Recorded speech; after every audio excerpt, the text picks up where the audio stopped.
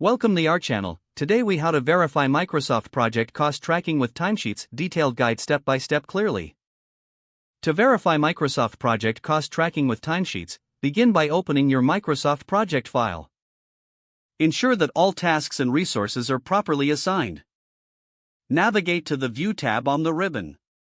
Select Resource Usage to see a detailed breakdown of resource assignments. Next, access the Task Usage view for task-specific details. Check the Cost column to review the projected costs against actual costs. Open your timesheet application or spreadsheet where time entries are recorded. Make sure your timesheets are up to date with the latest hours worked by each resource. Compare the hours logged in your timesheets with those reflected in Microsoft Project. Identify any discrepancies between the recorded times and project expectations. Document any differences for further analysis. Return to Microsoft Project and adjust task assignments or costs if necessary. Review the Earned Value section in your project for added cost validation.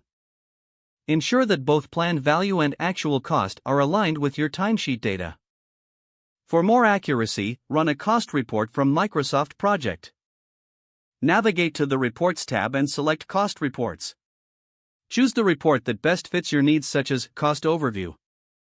Generate the report to assess overall project costs against recorded times.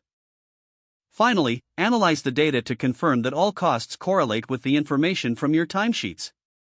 Make any required adjustments to ensure that Microsoft Project cost tracking is accurate and based on the most recent time entries. If the page does not load, refresh the browser or try again in a private or incognito window. Make sure you are using the correct email address, then retype it carefully to avoid small typos. If your password is not accepted, use the reset option and create a new strong password you can remember.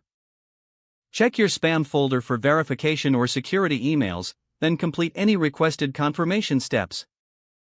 Enable two-factor authentication if available to improve account security and reduce unauthorized access risk.